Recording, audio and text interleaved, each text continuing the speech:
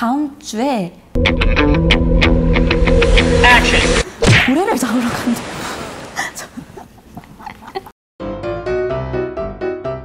안녕하세요. 저는 생체공학과 16학번 최지현입니다. 경영학부 17학번 박정현입니다. 화학공학과 신윤정입니다. 국제학부 다니고 있는 정진경입니다.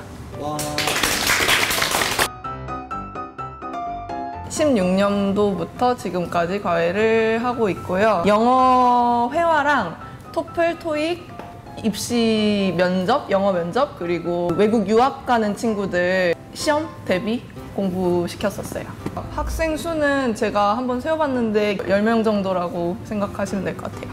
수학이랑 화학이랑 생물을 가르쳤는데 그 학생은 3년 동안 14명 정도고, 그리고 카톡으로 코칭 과외를 했는데 그 학생은 29명 정도 가르쳤습니다. 지금까지 가르친 학생은 총 13명, 그리고 지금 가르치고 있는 학생은 3명입니다.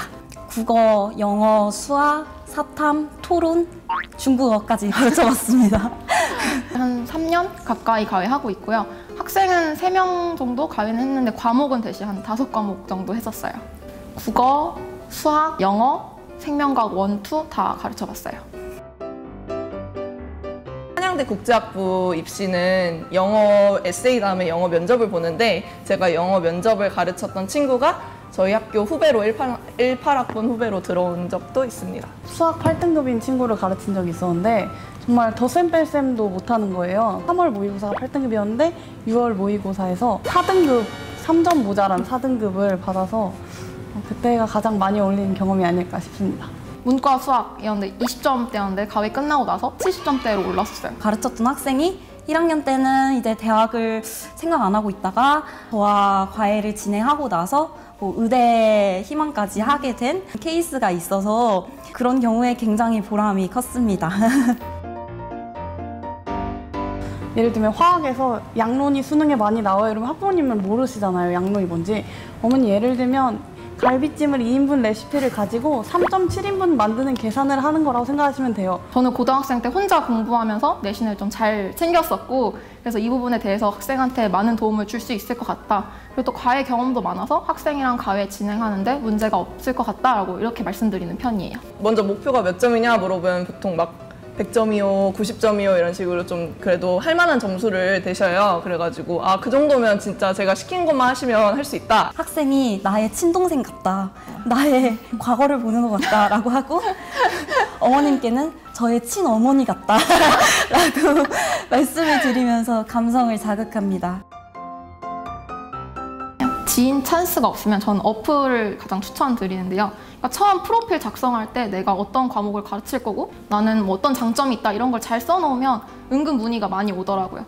대신에 첫 과외비를 몇 프로, 20%, 25% 이렇게 어플 측에 줘야 돼요. 김땡땡 어플이 많이 이렇게 주선이 되고 하면은 노출이 확실히 많이 돼요. 그리고 남는 그 영업 비밀이 그게 남는 것 같아요. 되게 다들 막 엄청 장황한 준비한 내가 이렇고 내가 이렇게 가르치고 이런 걸 많이 보내는데 딱 성적 올리고 싶지 않아요? 수학 목표가 얼만큼이에요? 약간 이런 식으로 눈에 딱 들어오게 보내는 편이었던 것 같아요. 제가 구한 과외는 모두 중개업체로 구했어요. 첫 번째 달은 아예 과외비를 못 받고 이제 시작을 해요. 그냥 무료로 과외를 해주고, 그 다음 달부터는 제가 원하는 대로 과외비도 인상할 수 있고 원하는 대로 이제 과외비를 받을 수 있어요.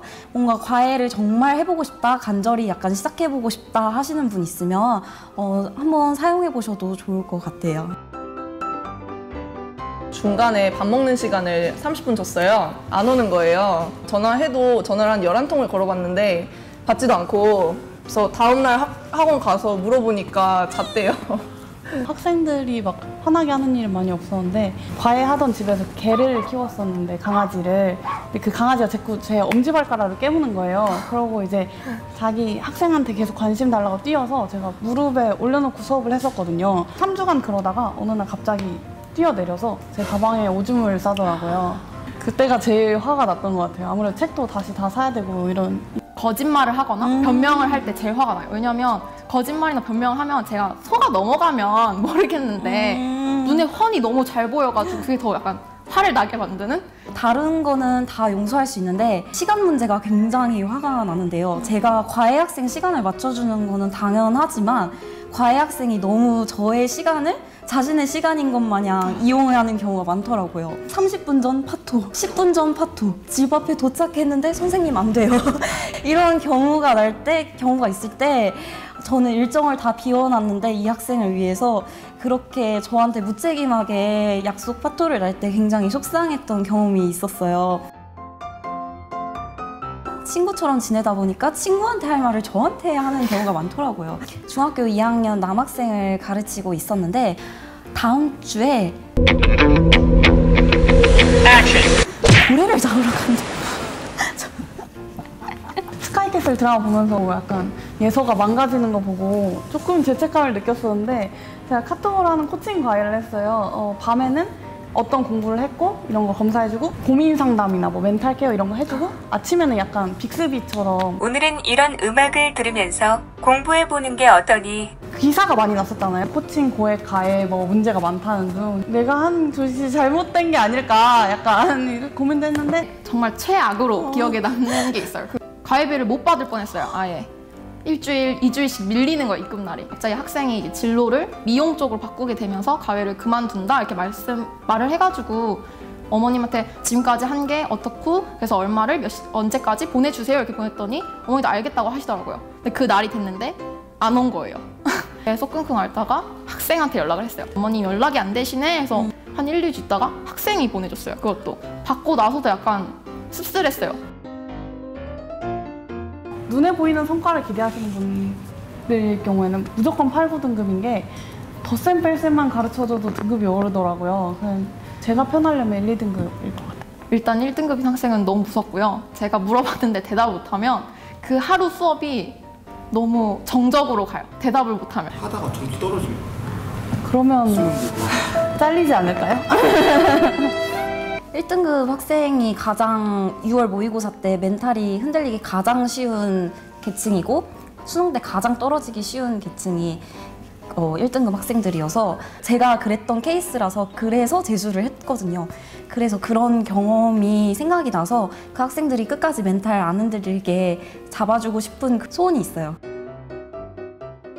어플상에 좀 몇 군데 있을 텐데 제 사진을 보고 이 선생님 너무 무서운데? 무섭게 생겼는데? 나 너무 꽉 잡힐 것 같네? 이렇게 생각하지 마시고 잘 이끌어줄 수 있는 선생님이다 믿고 한번 맡겨봐 주세요. 영어 회화 과외를 원하면 국제학부 학생한테 문의해보세요. 잘 가르쳐줄 거예요. 환불 때문에 고생하시는 분들 되게 많은데 대학생이나 대학원생의 경우에는 사전 신고 없이 교육법의 보호를 받을 수 있어요. 그래서 3분의 1이 경과하기 전까지는 3분의 2 환불, 반절 경과하기 전까지는 반절 환불, 그 다음에 그 경과하면 환불해줄 의무가 없거든요. 그래서 이거 알고 항상 미리 안내하셔서 풍족한 과외생활 하셨으면 좋겠습니다. 얘들아, 선생님 너네 덕분에 방송 탔어. 선생님이 항상 부족하고 너희에게 이렇게 멍청해 보이지만 이렇게 속으로 생각을 하고 있다는 걸 알아주고 좀 열심히 공부하자. 너무 사랑해. 사랑이 넘치는. 사랑이 넘치는.